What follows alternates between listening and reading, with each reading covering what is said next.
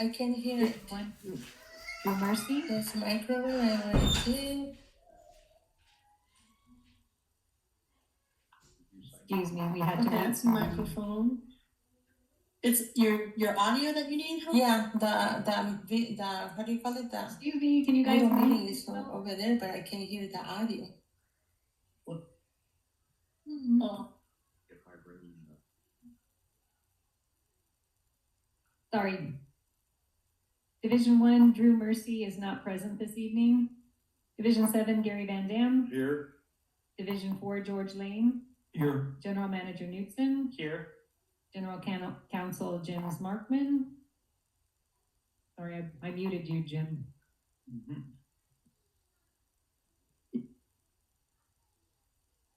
I'm here.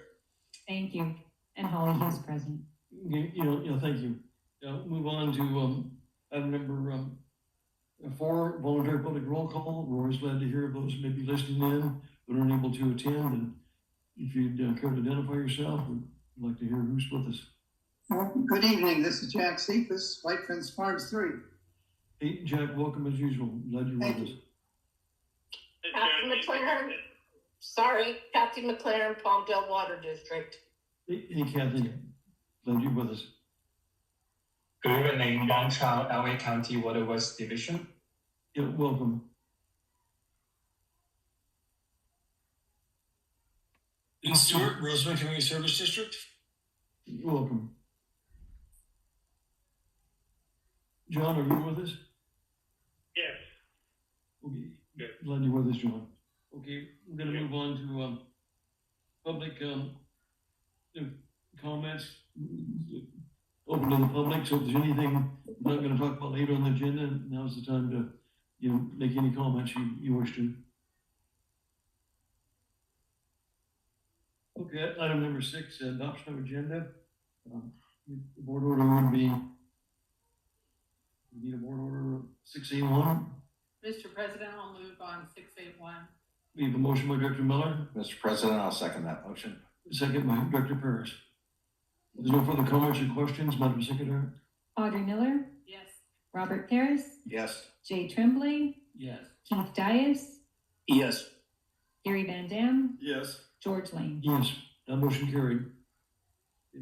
Moving to item number 7, consent calendar. We have just one item, approve the minutes of July 8th, 25. And got a chance to review those, and a board order 7A1, board order being, we have a motion? Mr. President, Gary's going to make a motion. I move to approve 7A1. Okay, we have a motion. And I'll second that motion. Second by Director Paris. There's no further comments or questions, Madam Secretary? Audrey Miller. Yes. Robert Paris. Yes. Jay Tremblay. Yes. Keith Dias. Yes. Gary Van Dam. Yes. George Lane. Yes. Motion carried. Moving right along, going to item number 8, Finance Committee. Director Dias is chairman of that committee, so we'll turn it over to Director Dias. Yes, thank you, Mr. President.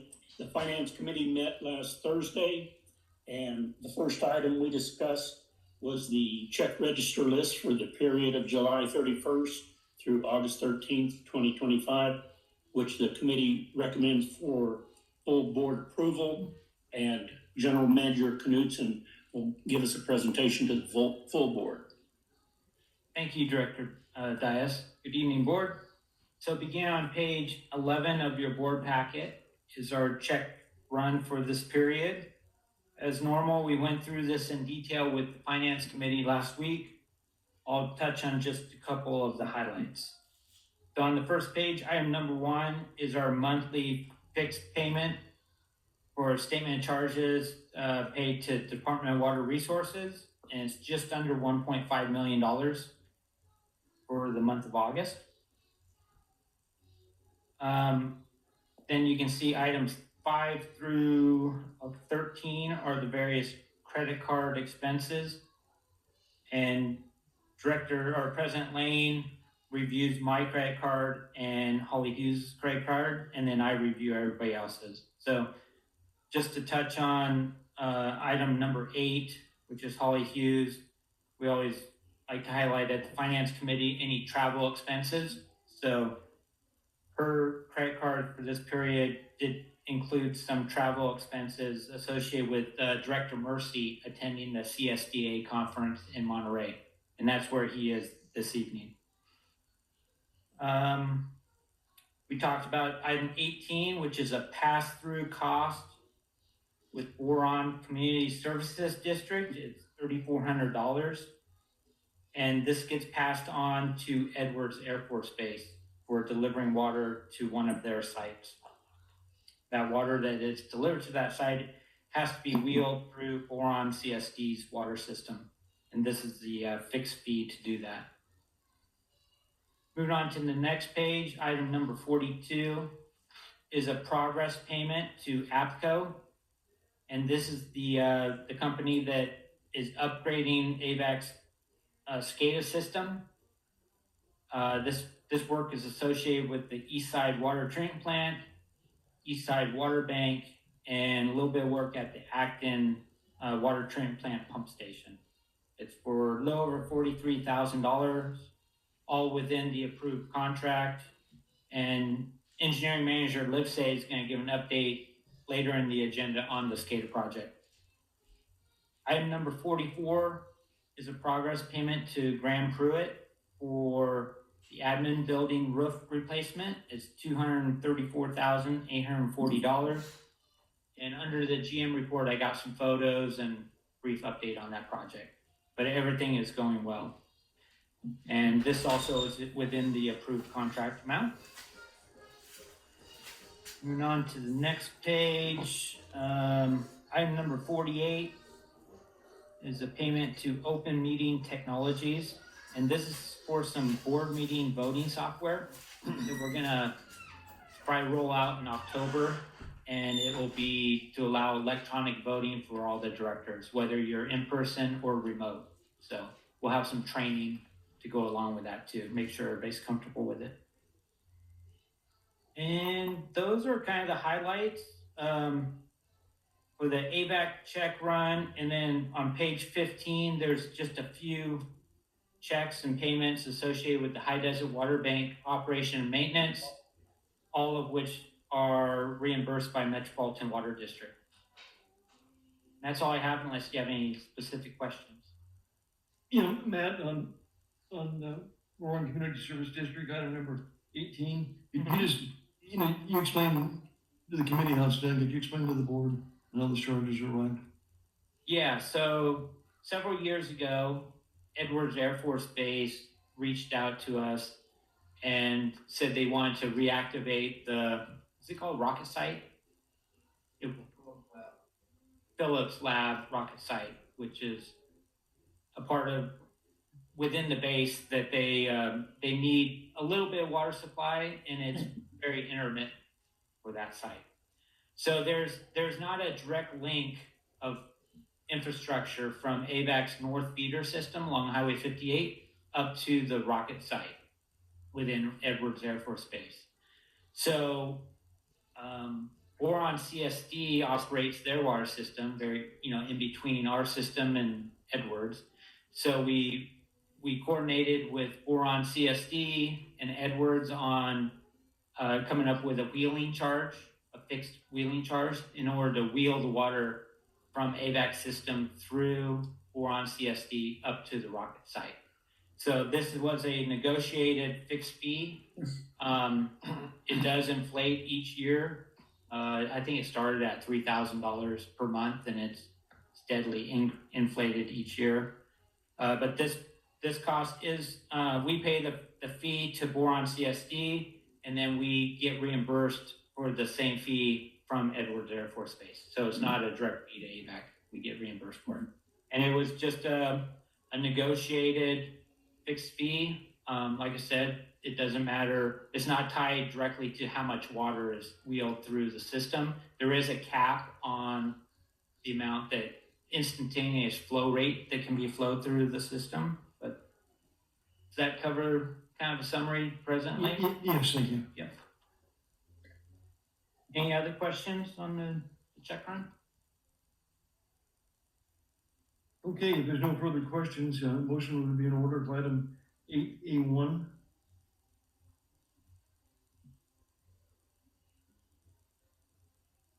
Mr. President, I'll move on 8A1. Director Miller, we have a motion. I'll second 8A1. Jay, we've got I'm a, good with it, I'm good with it. okay, thank you. We've got a motion and a second. There's no further questions or comments. Madam Secretary? Audrey Miller, Yes. Robert Parrott, Yes. Jay Tremblay, Yes.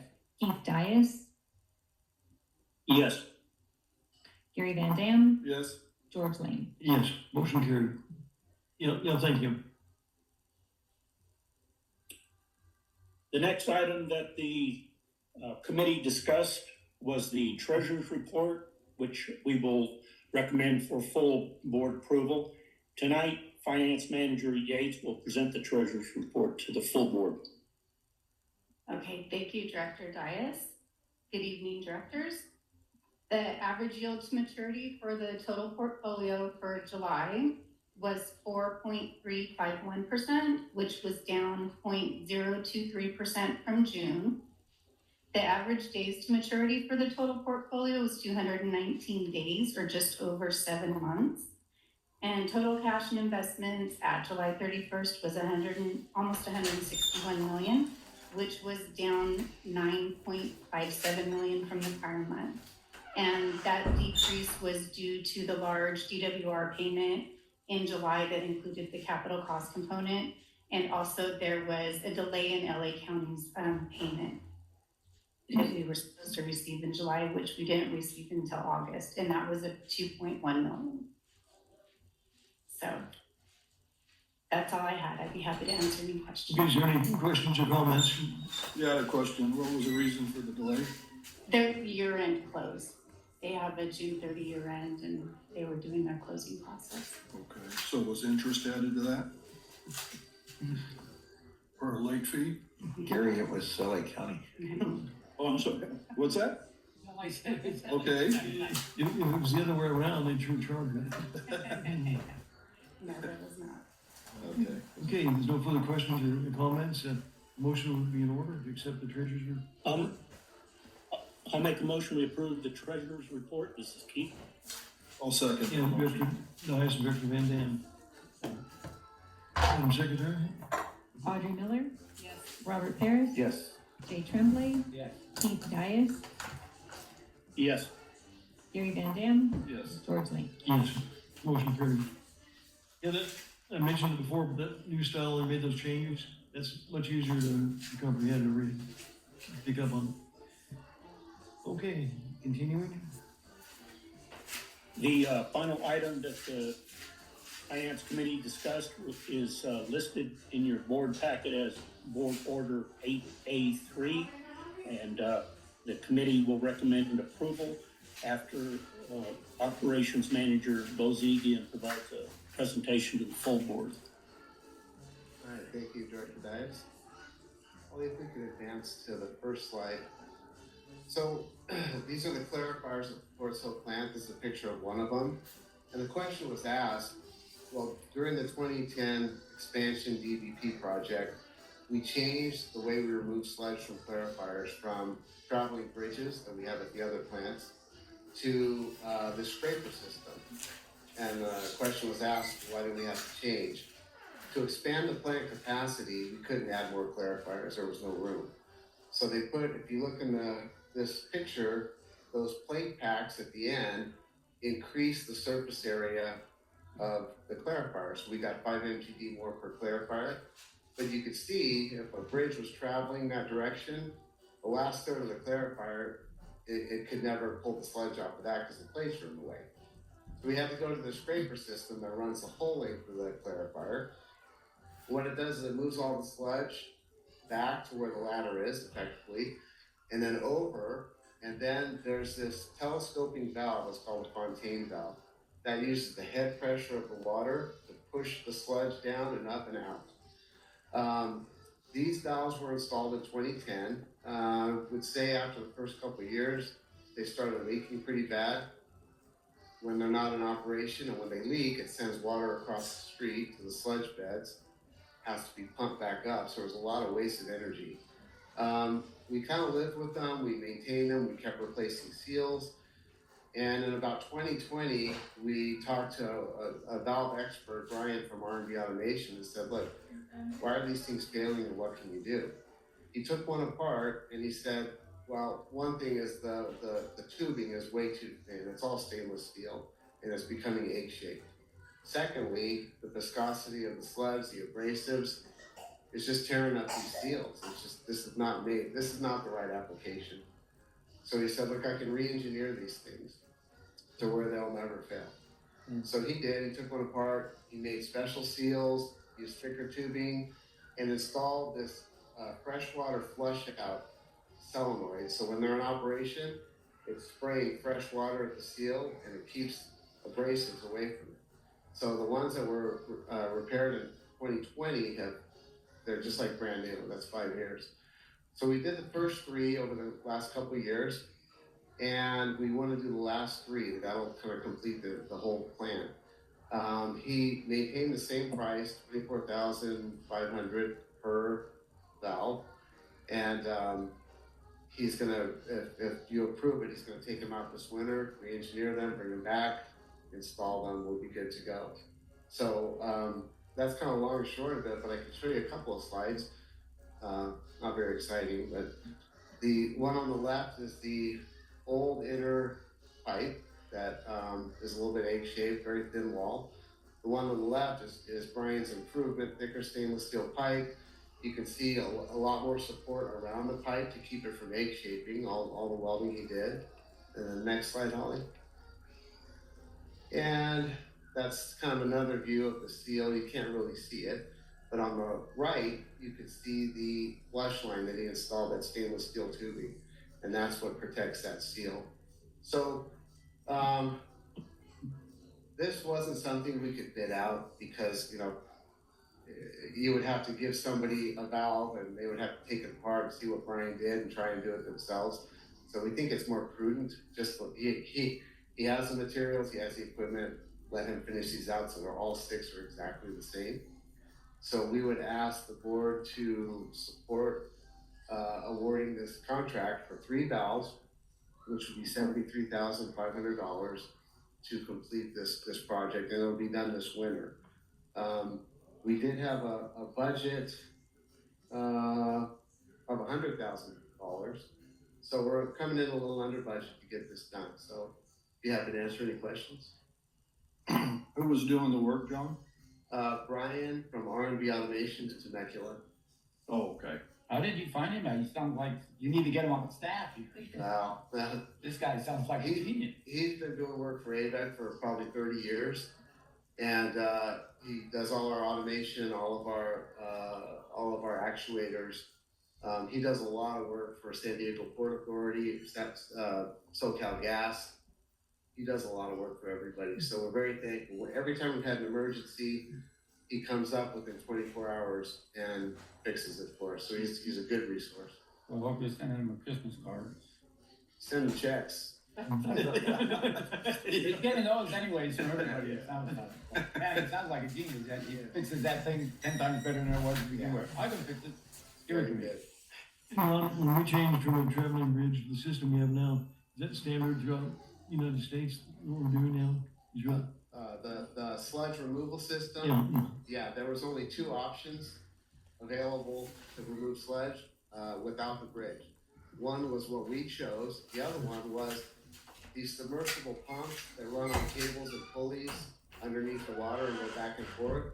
And we did some checking in 2010, and the people that had installed those said they're a maintenance nightmare. You have to drain the whole clarifier just to get the pumps out to repair them. So we went with this, which has worked pretty well. But that's standard. We don't have like the only one in California. No, it's called a Parks and Super Scraper. They're all over the place. Yeah. Even Palmdale has them. Palmdale has them. Yeah. Even. I don't know why I said even. Palmdale also has them. Starting in 2020, we did the first one. We want to see how it worked. And then the last few years, we've done 2 more. So the oldest one is 5 years old, and it still works like brand new. Yeah, so it's proven. Yeah. Mm-hmm. So did it go out to bid, John, or was it? No, Gary, it's not something you can really bid because it's so specialized and it's one-off. Oh. He makes the steels. He has all the equipment to do this, so yeah. We like to go out to bid when we just couldn't on this. It's kind of sole source. Is RME, are they a small company or medium size or? They are probably, George, I'd say consider medium size. Yeah. I think they have about 40 employees. Okay, yeah, thank you, good job. Just no further questions or comments, motion would be in order. President, I'll move on, 8A3. We have a motion by Director Miller. Mr. President, I'll second that motion. We have a second by Director Paris. Madam Secretary? Audrey Miller, Yes. Robert Paris, Yes. Jay Tremblay, Yes. Keith Dias, Yes. Gary Van Dam, Yes. George Lane. Yes. Motion carried. Yeah, thank you, Mark. And that would conclude the Finance Committee's report, Mr. President. Yeah, thank you, Director Dias. And we'll move on to Planning Committee. And Director Dias is also chairman of that committee. Yes, thank you. The Planning Committee met last Wednesday, I believe, and the first item we discussed was presented in your agenda packet as Board Order 8B1. The committee discussed it in detail and will recommend approval after a presentation tonight to the full board by Engineering Manager Livesey. All right, thank you, Director Dias. Good evening, President Lane and members of the board. So start with some background. Back in June of last year, the board selected APCO to begin integration of the agency's new ignition SCADA system. We started with the Eastside Water Treatment Plant, Eastside Water Bank, and Acton Water Treatment. So collectively, we called those task order number 1 with APCO. They're done with this first task order now, and we're ready to move forward, maintaining project momentum and move into the remainder of the project sites. If you remember at the time we chose to do that, it's Eastside's collection of sites over there, the treatment plant, the water bank, and the Acton pump station contain a lot of the components that the remainder of our sites would have. So Eastside, of course, being a fully operating water treatment plant, only smaller than the Corso water treatment plant, so it made it a good starting point. They also have the water bank, which mimics what we would have at the Westside Water Bank, and then the pump station, which we've got some pump stations over at Roseman Water Treatment Plant as well. So it was a good starting point for them. They did a good job. This first phase of work also included creating several templates and standards that can be used to make the remaining sites implementation a little bit easier. We've been very pleased with APCO. They've been very diligent on the job, responsive to any questions or input that staff has had. They've been very easy to work with, more than capable of doing a good job, and they completed this first task order under budget. So we asked them to submit a proposal for the remaining sites based upon the rates that were agreed upon in the original contract. And so they provided that to us to complete the Corso Water Treatment Plant, the Roseman Water Treatment Plant, and Westside Water Bank for a total fee of $768,345. On the screen, you can see the way that it's broken down. And you see that those fees go from high to low on there because that pretty much coincides with the complexity and the number of SCADA devices at each of those facilities. So we looked at all that information when they provided that fee, and that fee was a reasonable fee for each of those sites. And again, similar to task order number 1, this is hourly based upon the number of hours that they spend actually working on each of those facilities. So we reviewed that. We believe that's reasonable for the complexity of each site. And just to note, we did include $3 million a few years ago into the financial plan, rate model, and budget for the procurement and implementation of SCADA across all of our facilities. The way we're tracking right now, including the $768,000 for task order number 2, we're tracking at about 1.5 million. So we're about half of what we guess that it may be prior to having a whole lot of information on it. So we're looking pretty good. we have to get this done, and we're ready to get started. So the planning committee and staff would recommend the board support authorization of task order number 2 with APCO for the remaining agency facilities. I have a question. Sure.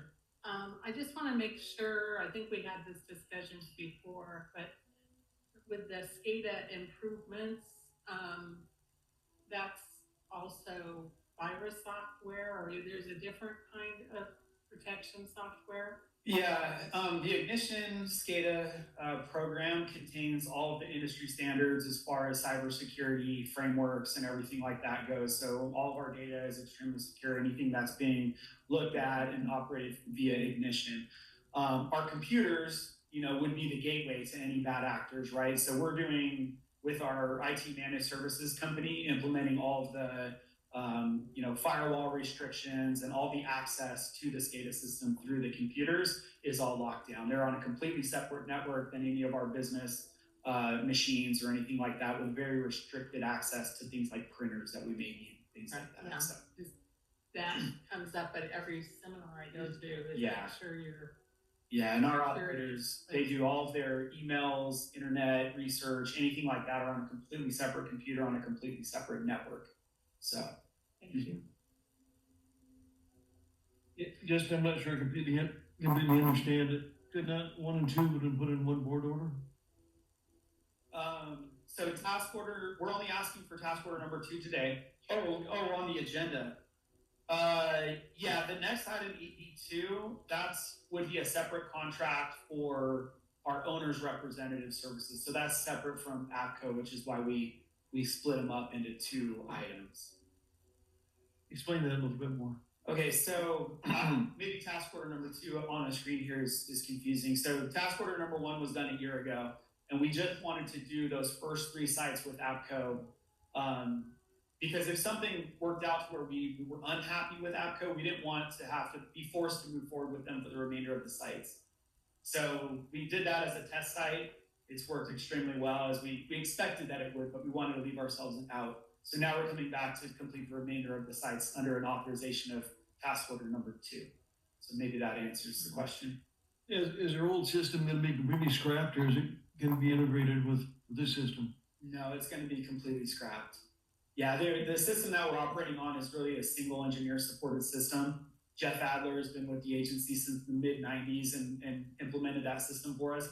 He's really the only one that supports it. So, at some point he's going to retire here in the next probably 5 to 10 years, and we're going to need something that can be more widely supported. So other people can service this? Yeah, APCO is not the only Ignition support engineers out there. So we could, in the future, if we're unhappy with them or we want to go a different direction, there's plenty of other SCADA integrators that we could call. Okay, is there any other questions or comments? If not, motion will be in order. Make a motion, Mr. President. Dre? Second. Motion? Second from Director Van Dam. Thank you, Gary. Did you have a question?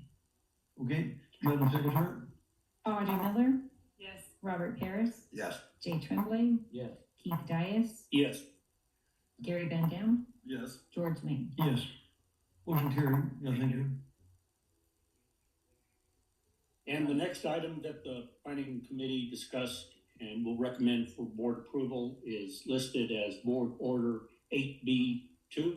And again, we'll have a presentation from engineering manager Legacy. All right, thank you again, Director Dias. So this is related services. So I just mentioned Jeff Adler of Automation Services. So he's been AVEK's SCADA consultant for over 30 years. We hired him under task order number 1 to be our owner's representative. He's most knowledgeable person about our SCADA system and how we operate. And so we wanted his services to work together with AVEK staff and APCO to provide direction, oversight of the project, review design work that they're doing throughout the entire project. He attends all the meetings, answers questions. He's been a very valuable resource in the first task order implementation here. So we asked him for his continued support as we move through Quartz Hill, Roseman, and Westside Waterbank. And he provided us a not to exceed fee of $60,000 to do those 3 sites. The east side set of sites was $40,000.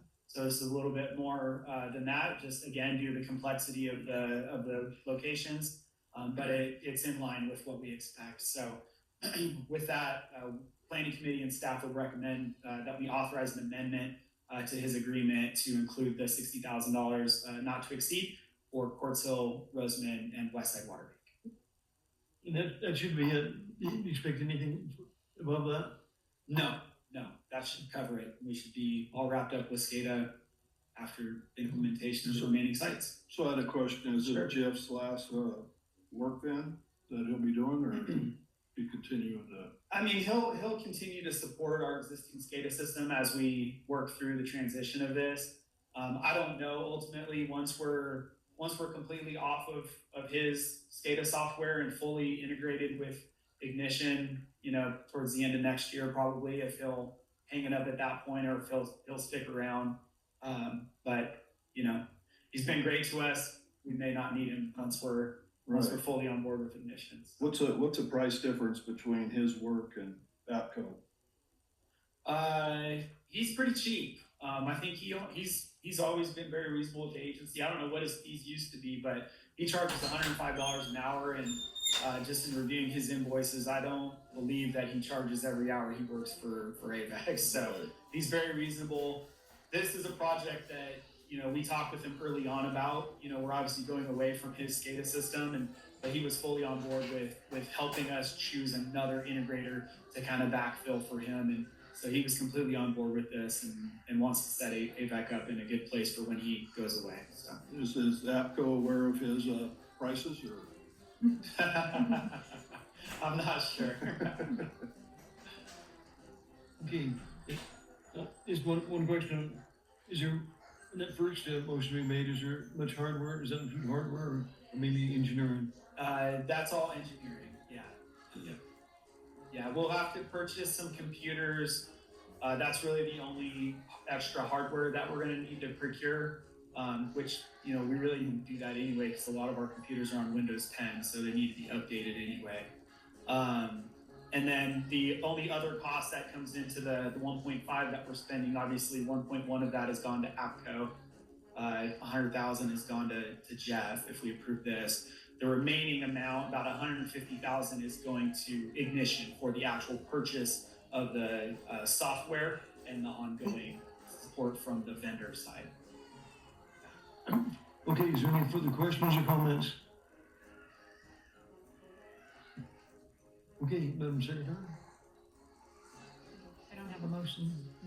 I'll make a motion. motion. Keith's making a motion, I'll second his motion. Okay, Keith, Director Dash, you made the motion? Yes. You have a second? Yes. Okay. Madam Secretary? So Keith was the motion and Jay was the second. Audrey Miller? That's correct. Thank you. Robert Paris? Yes. Jay Tremblay? Yes. Keith Dias? Yes. Gary Van Dam? Yes. George Lane? Yes, motion carried. Yeah, thank you much, Jess. Thank you. Okay, moving And on that will to, conclude the committee's. yeah, thank you, Mr. Director. President. No, excuse me, Okay, thank you. Moving on to item number C, Water Master Committee, and Director Paris is chairman of that committee. We'll turn it over to Dr. Paris. Thank you, Mr. President, and I will turn it over to Matt to start with item 8C1. Okay, thank you, Director Paris. So we have two items related to the Water Master to review this evening. The first one is item 8C1, which is consideration and possible action on First Amendment to the January 1st, 2024 MOU between AVEK and the Antelope Valley Water Master. So it seems like this thing moved fast. We just started talking about administrator and we're already to the end. So that was sarcastic. Be nice, man. So we've got one slide. So in your packet on page 43 is a staff report. Attached to the staff report is the proposed First Amendment to the MOU. So if you listened in to the last Water Master board meeting, there was a consensus amongst the board members to go ahead and work on an amendment with AVEK to continue providing administrative services for the next 3 years. So that's one thing that this MOU or amendment works towards accomplishing. There were kind of 3 areas of comments or concerns from members of the advisory committee, public water suppliers, etc. So first was a 3-year term or a fixed term. We agreed on 3-year duration upon execution. So if this gets executed tomorrow, the water master meeting, it'd be good for 3 years through the end of August in 2028. That provision also includes some language regarding if 4 members of the water master board want to, or basically AVEK is excluded from voting on termination. So if the water master wants to terminate this contract with AVEK for cause, we're not happy with the job we're doing, they could do that with 4 members of the water master, excluding AVEK. And personally, I don't see a problem with that, because if 4 of the 5 want to get rid of AVEK, I don't think we need to fight it and be the abstaining vote as the 5th member. So I think that's fine if we could live with that. Another area of concern, they wanted some language in the MOU is dealing with conflict of interest. There's some statements about AVEK staff avoiding creating actual or perceived conflicts. As we know, there hasn't been any situations since 2016 for all the years that AVEK has been providing this service. Nobody's been able to point to a conflict of interest from actions of staff or AVEK board members. So, but they wanted some language in there that says we're going to do our best to avoid any perceived or actual conflict of interest. Yeah, that perceived, I mean, that's, you can interpret that however you want. I mean, this doesn't tie to anything. Yeah. Do you have a feeling on that? It doesn't look good to me. Perceived. Yeah, I think Jim is on the phone. Jim and I worked on reviewing this MOU or amendment. Jim, do you have anything to say about that question? Yeah, I agree. I didn't like the idea of perceptions or things like that. What we thought, we can't judge our own conflicts. We know that. So what I threw at them and they bounced back, remember, Matt, was the idea that if we can't resolve this, and it's a question, it's a contractual question, let the water master's lawyer call the shot. Let Craig call the shot. It's his clients. Or essentially a consultant to his client in that role, and he can tell us, he can make that decision rather than throwing it back to this process where we can't take part in it anyway.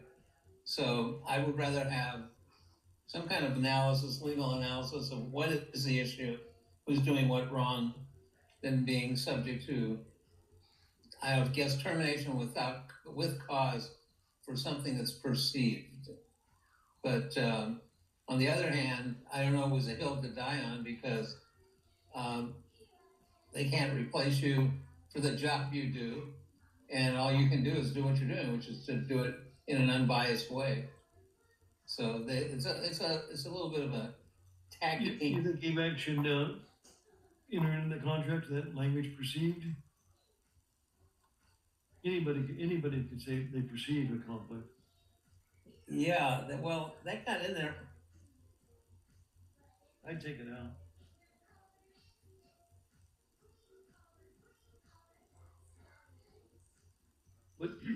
What trouble do you think that would cause, taking it out? I'm trying to find that. Amy, right at the word, Matt. Is that in paragraph 4? Paragraph 4. No, it's in paragraph 2 on page 44 of your packet.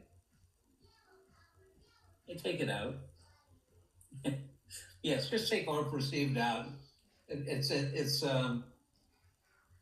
it's not relevant to any action that can be taken under the contract anyway, and for me, the whole sentence says it's not actively meaningful, but it's insulting.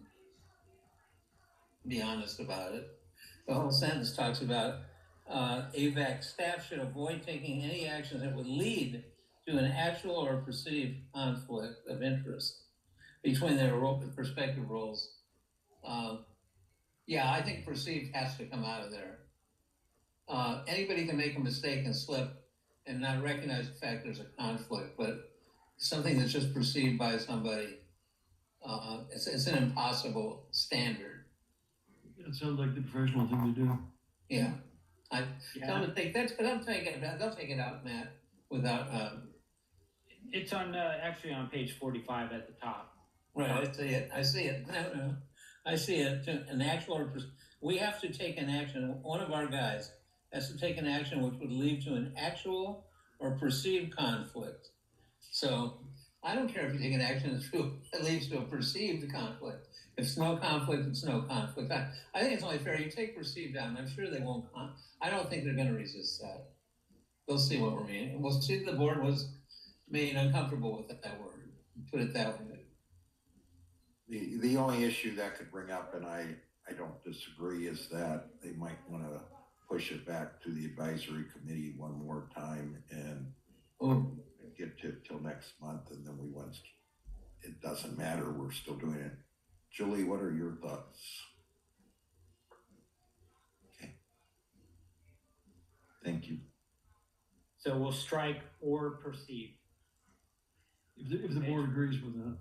If the board agrees with that, I think you should approve it with that revision and send it back. And then the water master can approve it, doesn't have to send it back to the advisory committee over that point, unless they want to. You know, that's a very nebulous thing, or perceived. Yeah, it really is. You could have 100 people, they could all have something different how they perceive a contract or an issue. Okay, we'll recommend, or we'll finish up. We got one more item to discuss on this, and then we'll make a motion, or somebody hopefully will make a motion with that revision. Hopefully this doesn't kick the can and my sarcastic comment was premature. It's your fault. Yeah, it's my fault. I spoke too soon. So the last area of comment was under billing and cost recovery. So you can see under section 3 of the amended MOU, it just clarifies how AVEK will bill and invoice the water master. And this is very consistent to how we've been doing it. We charge, we track actual hours spent on water master tasks. The individuals that are performing those tasks, we use their hourly rate plus all burden costs like health insurance, retirement costs, payroll taxes, etc. And then we also charge for any direct costs incurred for water master duties. And this covers things like the Zoom account, the PO box, postage, copies, etc. So just kind of clarifies that. And there was a push to incorporate some overhead rate that covers buildings, lights, office equipment, etc. But we've kind of avoided that because we incur those costs with or without the water master. So it's not fair to pass that on. And those were the 3 areas of concern. Like I said, Jim went through this. We worked together on it. Water master attorney is good with this, and we'll recommend that, or we'll communicate that our board approved this as written with the minor change of deleting or perceived on page 45. Mr. President, I move approval of board order 8C1 with the amendment of removing the or perceived language from the contract. I'll second that. Okay, we have a motion and a second. And if there's no further questions or comments, Madam Secretary? Audrey Miller, Yes. Robert Paris, Yes. Jay Tremblay, Yes. Keith Dias, Yes. Gary Van Dam, Yes. George Lane. Yes, Motion carried. Good job, everybody, on this. Good job, George, on catching that. Thank you.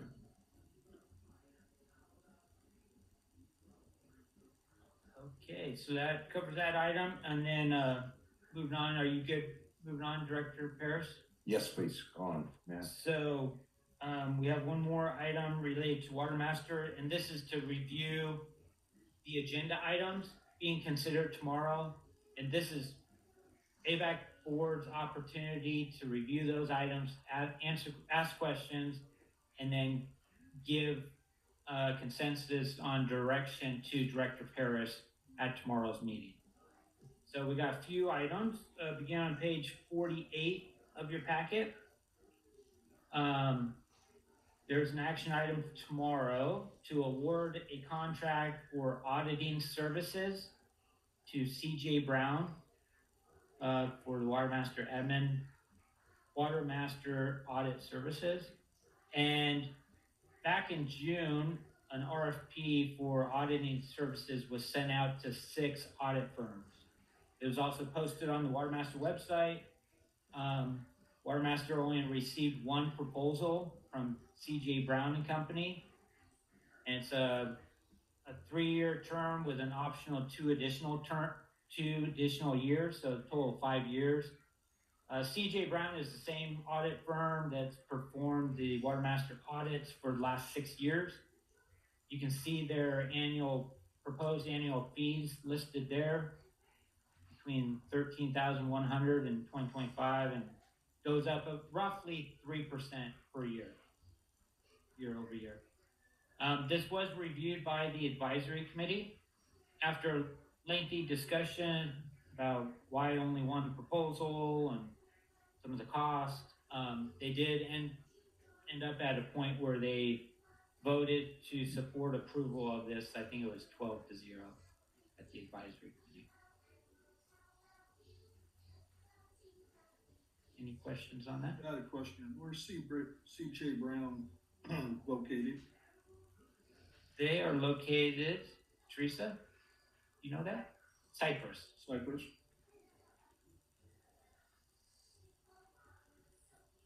Any other questions on that? Or move on? Sounds like everybody's good with the recommendation.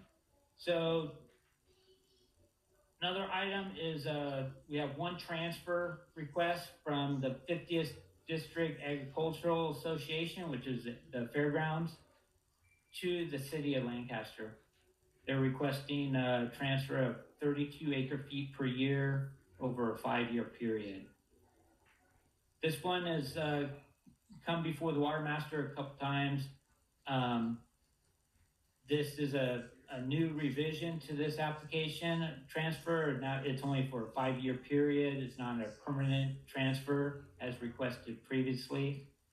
And the advisory committee had some comments on this. You can see them listed on the far right under items 1, 2, and 3. They did recommend tabling this item. They voted 12-0 to table this until some of the questions and concerns got answered by either the applicants or the Water Master attorney.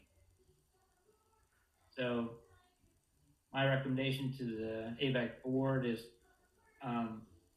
to direct our representative to support the advisory committee's recommendation. So I had a question. This was a carryover right or a production right?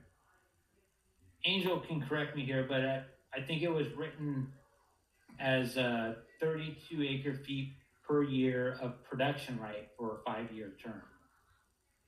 So I didn't know if you could do a production right for a short time and then receive it back. Well, they wouldn't. Yeah, you could, I mean, it'd be like a lease of a production right. Okay. Yeah. How come they just don't do carryover? I don't know. You're asking the wrong guy. I mean, so evidently they have a well there. They do not have a well at the fairgrounds. Maybe the old fairgrounds had a well when this production right was established. Yeah, they established a production right. But not the new fairgrounds does not have a well. They have a connection with LA County. The difference is when they transfer the basic right, it's there forever. You transfer carryover, you pump it once, it's gone. So this, it turns out to be a permanent transfer of 160 acre feet. Annually. Can you explain that? Yeah, the way I'm reading this is they're Wait, Jim? Am I incorrect on that, Rob? Yeah, we're gonna have Angel explain it. Oh, okay, I'm sorry. Our water master expert, Angel. Okay, so this transfer is for 32 acre feet for 5 years of their production right. Just meaning that they're carrying over that current year production right rather than passing carryover water. So for 2025, it would be that water. So there would be no carryover water for 2025 because it would be used. Does that make sense? It's temporary. So wouldn't they use their oldest carryover so they don't have to go into a storage agreement? That, I don't know, that's not how they presented it on the application. You're absolutely right, and that's a recommendation I think we will make tomorrow. Because they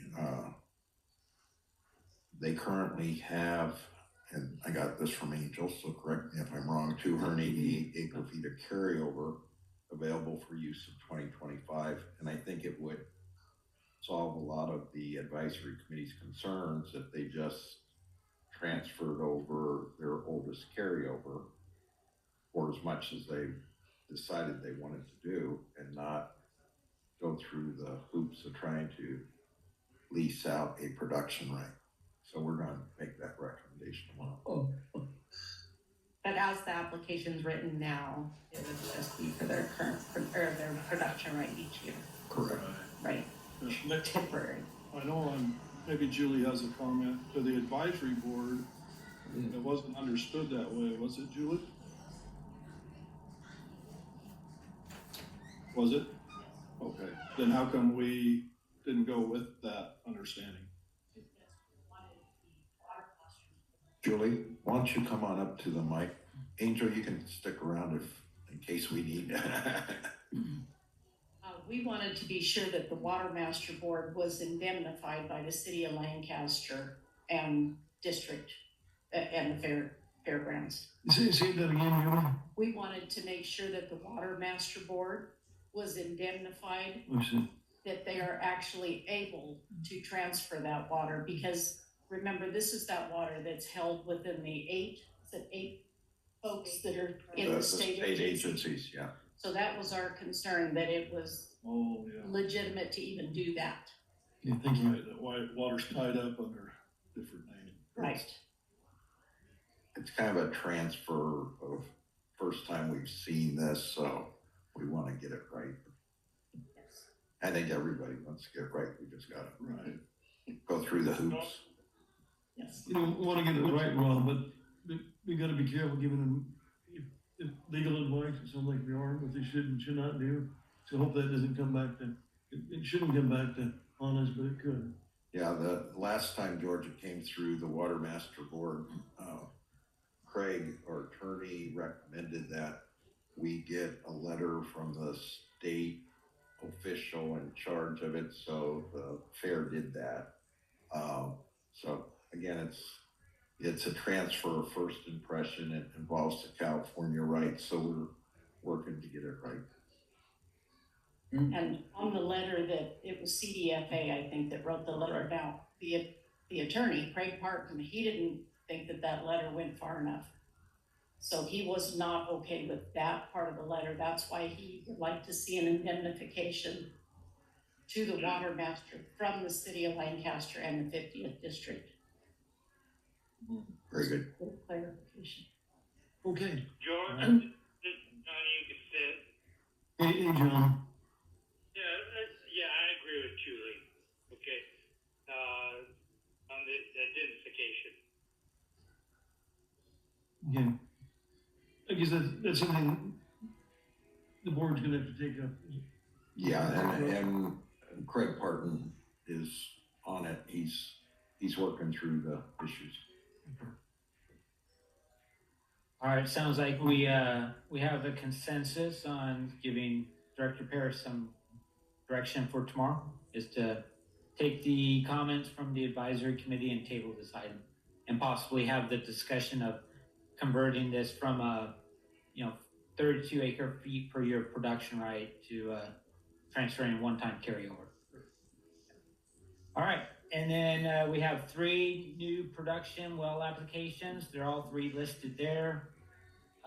All 3 were recommended for approval by the advisory committee, 12-0. You can see the sub areas where they're listed. So these are spread throughout the groundwater basin. First one's in the southeast sub area. The second one is in the West Antelope, and the last one is near or within Rogers Lake sub area. You can see a brief description of the type of use for each of these applications. And I'd like to recommend that we support the advisory committee's recommendation and direct the AVEK rep to support approval. Where's the battery storage area? Battery storage is near Roseman Boulevard, and well, that's where the well is. Yeah, it's pretty close. So yeah, it's 155th Street West and Roseman Boulevard.